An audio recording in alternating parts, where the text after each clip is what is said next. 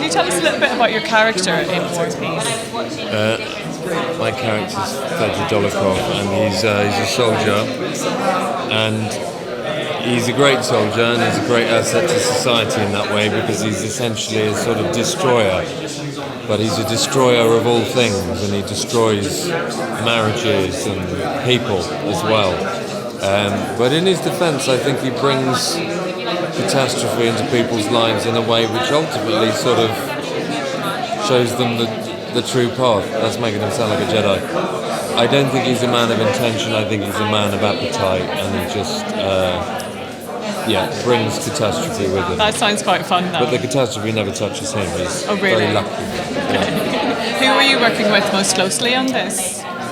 Jack Loudon, Tuppence Middleton, Paul Dano, Callum, Tom Arnold, Ashling, probably the main people. Yeah. And were you with Brian Cox? Am I mistaken there that you were working with Brian Cox? I didn't actually know. I mean, I've known Brian my whole life because he sort of match-made my parents, but I didn't actually have a scene with him. You match-made your parents? Yeah. Sorry. Can you tell me a little bit about that? We were all in Edinburgh together, I think, and I think they needed a little help. They were both a bit shy around each other, and Brian facilitated that. That's very kind of him. Did you thank him? I've thanked him many a time, for my life.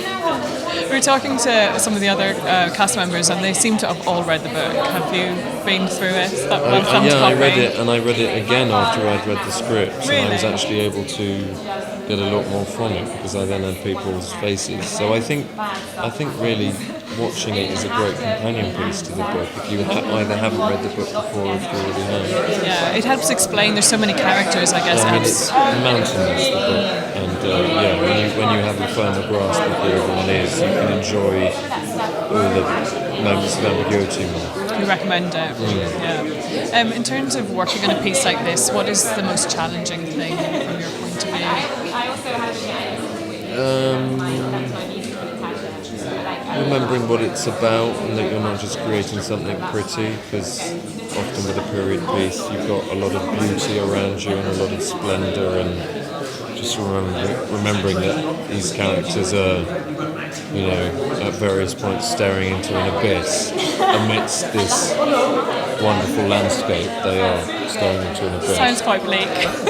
Well, it is quite. I mean, it's a romantic novel, I think, but the romance is at war with this other side of Tolstoy, which was bleak and pessimistic, and I think that's what makes it an interesting piece of work.